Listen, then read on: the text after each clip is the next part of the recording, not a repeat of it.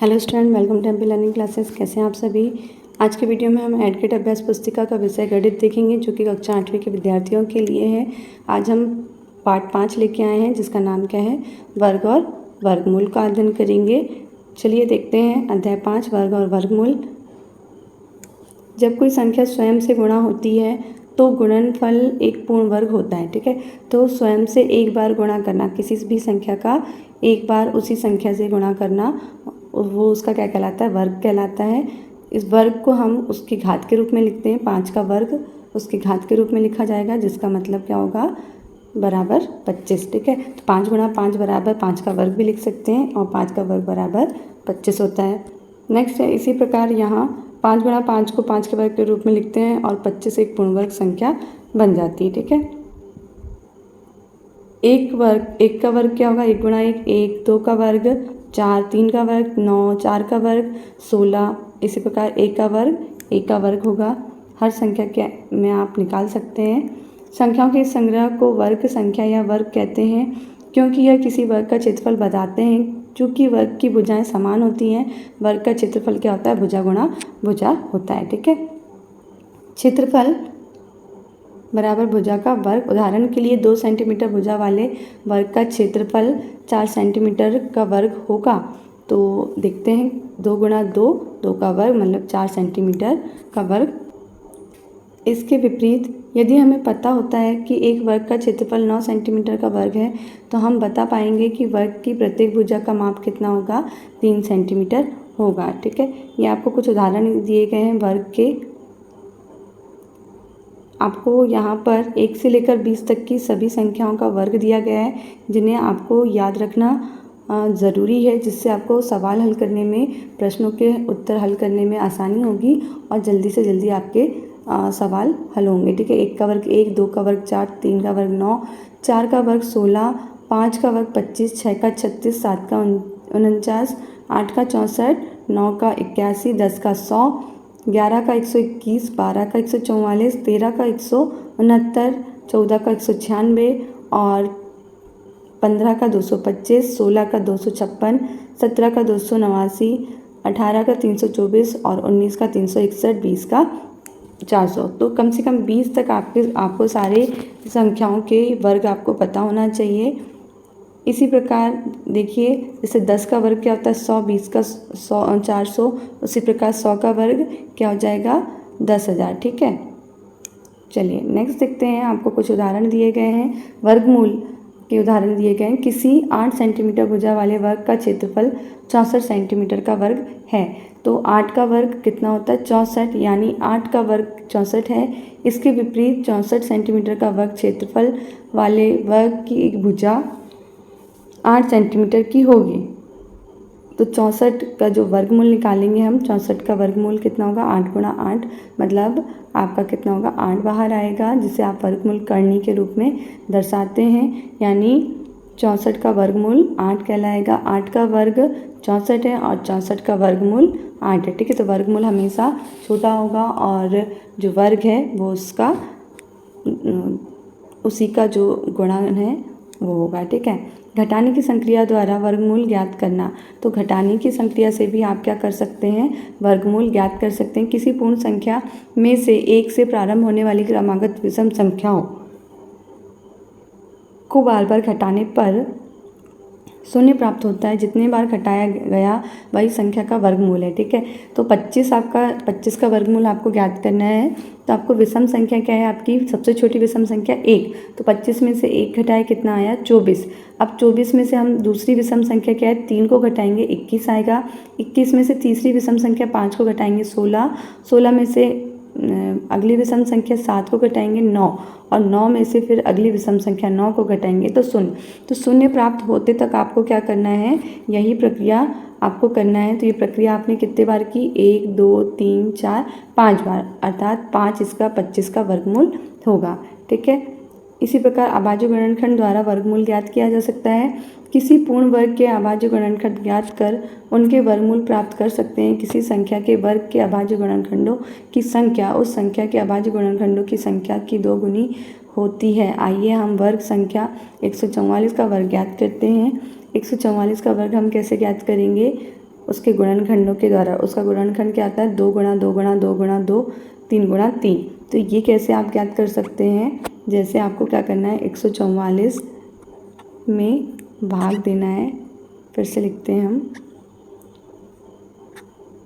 144 में उस छोटी छोटी संख्या का भाग देना है जो कि इसमें चली जाए। 144 में पूरा पूरा भाग चले तो 2 से आप भाग दे के देखेंगे। 2 सत्ते 14, 2 दूनी 4, 72 बार भाग जाएगा। फिर 2 से आप भाग देंगे, 2 तिया 6, बचा 1, हो गया 12, 2 इचिंग 12। इसी प्रकार 2 का भाग देंगे 36 में, 2 एकम 2, 2 अट्ठे 16।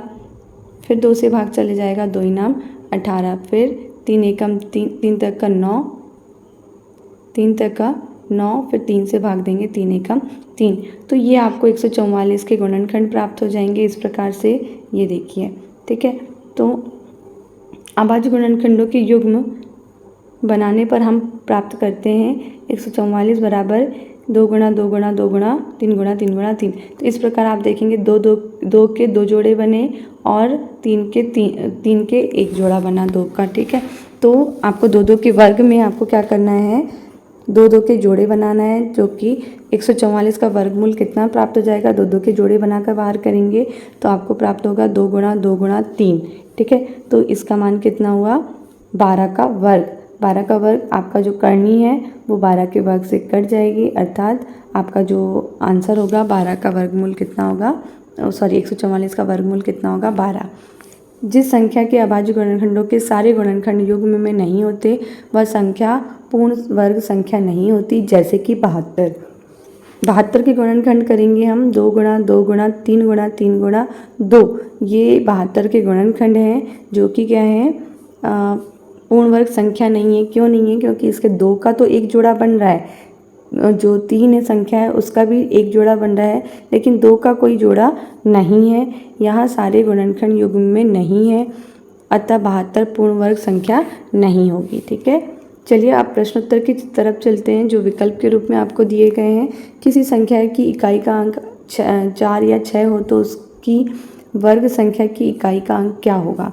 तो आपको पूछ रहा है कोई संख्या है जिसका इकाई का अंक 4 है और 6 है, तो उसकी जो वर्ग संख्या है उसका इकाई का अंक क्या होगा?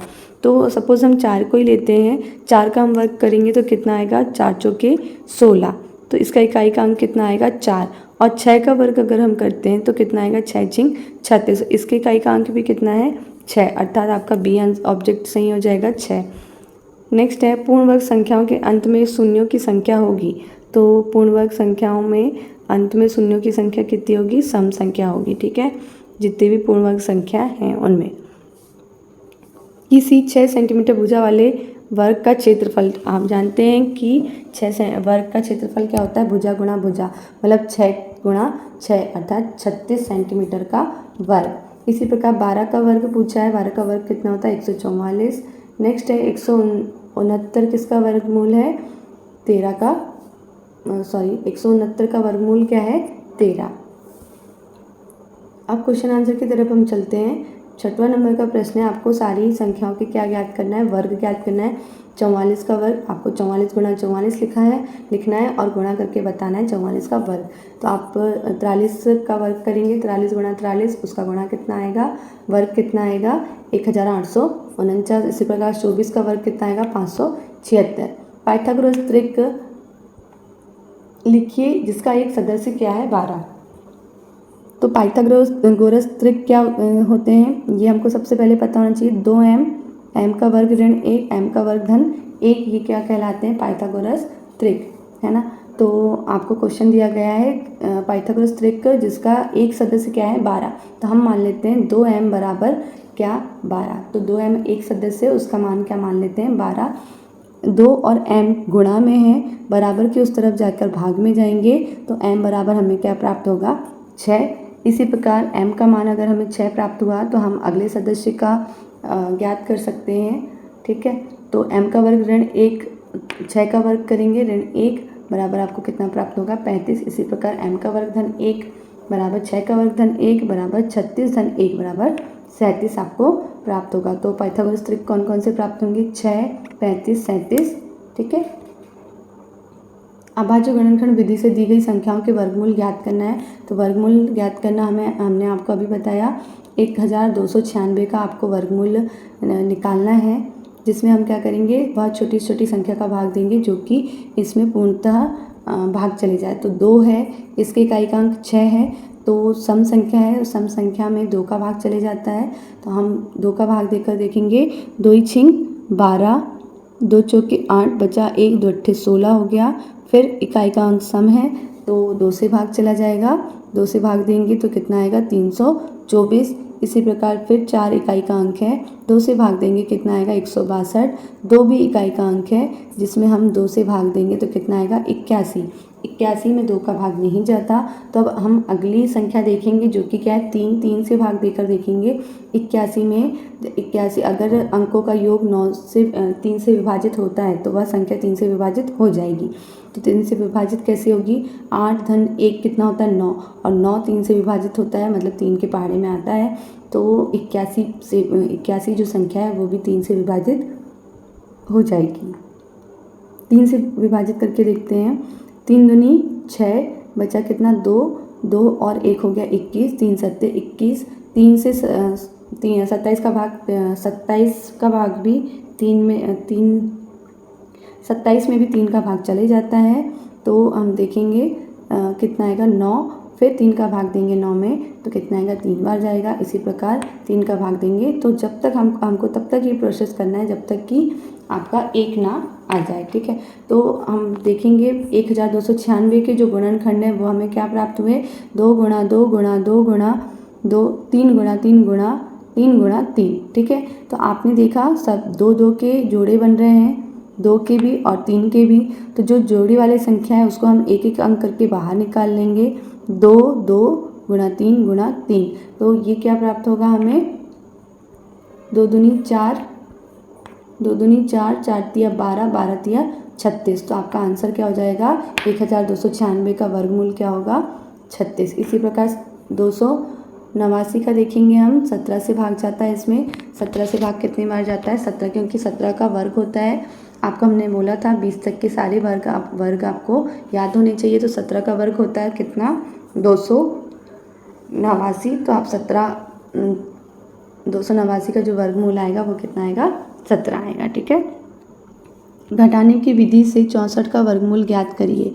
तो 64 का वर्गमूल आपको घटाने की विधि से करना है। घटाने की विधि क्या कहती है कि विषम संख्या को आपको घटाते जाना है बढ़ा कर। ठीक है, सारी विषम संख्याओं से। तो देखते हैं 64 ऋण 1 विषम संख्या है, घटाए तो कितना आया? 63। 63 में अगली विषम संख्या 3 को घटाए तो आया 60। फिर 60 में जो अगली विषम संख्या 5 है उसके घटाए तो 55, और 55 में 7 को घटाए तो 48, और 48 में से अगली विषम संख्या 9 को घटाए तो 39, 39 में अगली विषम संख्या 11 को घटाए तो 28 आया, और 28 में अगली विषम संख्या को घटाए तो 15, और 15 में से फिर अगली विषम संख्या 15 होगी जिसको घटाने पर शून्य आएगा। यह प्रोसेस आपको जब तक करनी है जब तक कि शून्य ना आ जाए। ठीक है। तो कितने पद में आपका आंसर आया? 1 2 3 4 5 6 7 8 पदों में। तो 8 आपका क्या होगा? 64 का वर्गमूल कहलाएगा। ठीक है। नेक्स्ट क्वेश्चन है आपका 10वां। वह सबसे छोटी संख्या ज्ञात कीजिए जिससे 600 को भाग देने पर वह पूर्ण वर्ग बन जाएगी। तो हमको सबसे पहले 600 के क्या करना पड़ेगा? गुणनखंड ज्ञात करना पड़ेगा। 600 के गुणनखंड क्या होंगे? 2 से भाग जाएगा, शून्य है इकाई का अंक, तो 2 से भाग आसानी से जाएगा। 2 का भाग 600 में दिए तो कितनी बार गया? 300 बार। फिर 2 का भाग दिए तो कितनी बार गया? 150 बार। फिर से हमने 2 से भाग दिए तो कितनी बार गया? 75। अब 2 से भाग नहीं जाएगा, हमने 3 से भाग देकर देखे तो कितनी बार गया? 25 बार। और 25 में सिर्फ 5 का भाग जाता है, कितनी बार? 5 बार। फिर 5 में भाग देंगे 5 का तो कितनी बार जाएगा? 1 बार। 600 के अभाज्य गुणनखंड 2 × 2 × 2 × 3 × 5 × 5 आपको प्राप्त हुए। ठीक है। 600 के अभाज्य गुणनखंड में 2 और 3 के जोड़े नहीं बन रहे। ठीक है। 2 का जोड़ा ये 2 के जोड़े तो बन गए, इस 2 का जोड़ा और 3 का जोड़ा नहीं बन रहा है। इस 5 का भी जोड़ा है, तो 2 और 3 के जोड़े नहीं बन रहे, इसलिए 2 × 3 अर्थात 6 का भाग देंगे तो यह पूर्ण वर्ग संख्या बन जाएगी। ठीक है, तो कितना आसान सा सवाल है। अगला देखते हैं, भाग विधि से 625 का वर्गमूल ज्ञात करना। तो भाग विधि क्या कहती है, 625 में हम 2 का भाग देकर देखेंगे। सबसे पहले आपको एक अंक लेना है सामने का, जो कि 2 से आपको उस 2 का पहाड़ा तब तक पढ़ना है जब तक कि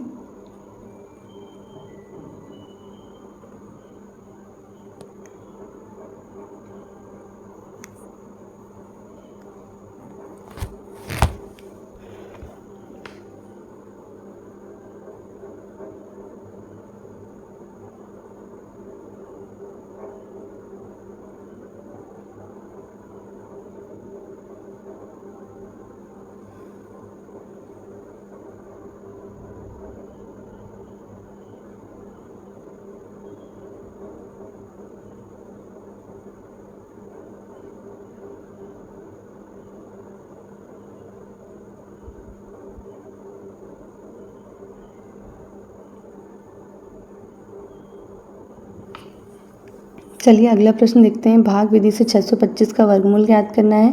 भाग विधि क्या कहती है, आपको इस प्रकार से 625 में 2 का भाग देना है। 2 का भाग हम ऐसे देंगे कि 2 का गुणा 2 में करेंगे तो कितना आएगा 4, जिसको 6 से घटाएंगे तो कितना बचेगा 2, और उतारेंगे 25 आगे की संख्याओं को। 2 और 2 को जोड़े तो कितना है 4। अब आपको आखिरी के 2 संख्याओं को देखना है, जो कि क्या है 25। तो आपको 5 से इससे गुणा करके कितने बार जाएगा, 5 से गुणा करके देखेंगे तो कितना आएगा 25, 225 आ जाएगा। जिसे आप जिस संख्या से आपने भाग जोड़े हैं, भाग दिए हैं, उसी संख्या को अगेन जोड़ना है। कितना आया 50, और भाग देंगे तो कितना आ गया, घटाने पर 0 0, और भागफल आपका कितना आया 25। इस प्रकार 625 का वर्गमूल कितना प्राप्त होगा, 25 प्राप्त होगा। ठीक है, वह छोटी से छोटी संख्या ज्ञात कीजिए जिससे 200 को गुणा करने पर वह पूर्ण वर्ग संख्या बने। तो वह छोटी छोटी संख्या हमको ज्ञात करना है कि 200 को गुणा करने पर वह प्राप्त हो। ठीक है, पूर्ण वर्ग बन जाए। तो 200 के गुणनखंड करेंगे हम, 2 से भाग देंगे तो 100 आएगा, फिर 2 से भाग दिए तो 50, और 2 से भाग दिए तो 25, फिर 3 से 4 से भाग नहीं जाता 25 में, तो हम आगे देखेंगे 5 का भाग देकर। तो 5 का भाग 25 में 5 बार जाएगा, फिर 5 का भाग 5 में देंगे तो कितनी बार जाएगा, 1 बार। इस प्रकार हमें 200 के गुणनखंड प्राप्त होते हैं। हम जोड़े बनाएंगे तो 2 का एक जोड़ा बन गया, 3 का एक जोड़ा बन गया। किस संख्या का जोड़ा नहीं बना है, तो 2 का। तो हम गुणा करेंगे किसका, 2 का गुणा करेंगे तो 2 ये क्या होगा, इसका भी जोड़ा बन जाएगा, और 2 2 के जोड़े बन गए, अर्थात वह संख्या पूर्ण वर्ग संख्या है। ठीक है, तो यहाँ पर हम लिखेंगे अतः सबसे छोटी पूर्ण संख्या 2 होगी। ठीक है, जिसका गुणा करने पर 200 पूर्ण वर्ग संख्या। अगला क्वेश्चन है, किसी वर्गाकार पार्क का क्षेत्रफल 625 मीटर वर्ग है। इस पार्क की एक किनारा भुजा ज्ञात कीजिए। ठीक है, तो वर्गाकार पार्क का क्षेत्रफल आप जानते हैं 625 दिया गया है, और क्षेत्रफल का सूत्र क्या होता है, वर्ग का क्षेत्रफल एक का वर्ग या भुजा गुणा भुजा। 625 आपको दिया गया है, तो एक का वर्ग बराबर 625 हो जाएगा, जिसमें आप वर्गमूल निकालेंगे 625 का। तो 625 का वर्गमूल क्या होगा, 5 के 2 जोड़े बनेंगे, अर्थात 5 5 आपका 5 गुणा 5 आपका क्या होगा, एक का मान, अर्थात 5 गुणा 5 अर्थात 25 मीटर आपका क्या होगा, वर्गमूल। ठीक है, 625 का। इस प्रकार भुजा आपको पार्क की जो भुजा प्राप्त होगी वो क्या होगी, 25 मीटर प्राप्त होगी। अगला क्वेश्चन देखते हैं, एक माली 529 पौधे ऐसे लगाना चाहता है जिससे कि प्रत्येक पंक्ति में उतने ही पौधे आएँ जितनी की पंक्तियों की संख्या हो। पंक्तियों की संख्या और प्रत्येक पंक्ति में पौधों की संख्या ज्ञात कीजिए। 529 का वर्गमूल लेने पर हमें प्राप्त होगा, 529 में किसी संख्या का भाग नहीं जाता, सिर्फ 23 का वर्ग होता है 529। तो 23 गुणा 23 आपको प्राप्त होगा। 529 का वर्गमूल गुणनखंड निकालने पर 23 गुणा 23 प्राप्त हुआ। 529 का वर्गमूल क्या होगा, 23। अतः पंक्तियों को अभिष्ट संख्या कितनी होगी, 23, तथा प्रत्येक पंक्ति में पौधों की संख्या भी 23 होगी। ठीक है, अगला क्वेश्चन है, वह छोटी छोटी संख्या ज्ञात कीजिए जो 4, 9 और 10 प्रत्येक से विभाजित हो। तो 4, 9 और 10 का लघुत्तम लेने पर हमें प्राप्त होगा, देखिए लघुत्तम लेंगे हम, वह छोटी छोटी संख्या का भाग देंगे जिसमें इन संख्याओं का भाग चले जाए। तो 2 का भाग देकर देखेंगे, 4 में जाता है 2 दूनी 4, फिर 2 से भाग देकर देखें तो 1 आया, बाकी संख्याएं एज इट इज़ रहेंगी। इस प्रकार 9 में भाग चले जाता है 3 का, तो 3 से भाग देंगे, 3 तक का 9, फिर 3 से भाग देंगे तो एक बार, और फिर बचेगी 5 संख्या, उसमें 5 का, तो ये उसके लघुत्तम प्राप्त हुए हमें। लघुत्तम कितने हैं? 2 गुणा 2, 3 गुणा 3 गुणा 5, अर्थात 180, 4, 9 और 10 का लघुत्तम प्राप्त हुआ। आपको प्रश्न पूछ रहा है कि वह छोटी छोटी संख्या ज्ञात करना है जिसमें 4, 9 और 10 प्रत्येक से विभाजित हो। तो प्रत्येक से विभाजित होने के लिए क्या करना पड़ेगा? उसके जोड़े बनने पड़ेंगे। तो 2 2 का एक जोड़ा बन चुका है, 3 3 का, लेकिन 5 का जोड़ा नहीं है। अतः 180 को पूर्ण वर्ग बनाने के लिए 5 का गुणा करना पड़ेगा। सबसे छोटी संख्या क्या है? 180 गुणा 5 बराबर 900। ठीक है, तो 900 क्या है? वह छोटी छोटी संख्या है जो 4, 9 और 10 प्रत्येक से विभाजित हो जाएगी। ठीक है, वीडियो आपको कैसा लगा प्लीज़ कमेंट बॉक्स में बताइए। वीडियो को लाइक करना, चैनल को सब्सक्राइब करना ना भूलें। मिलते हैं नेक्स्ट वीडियो में। Thanks for watching.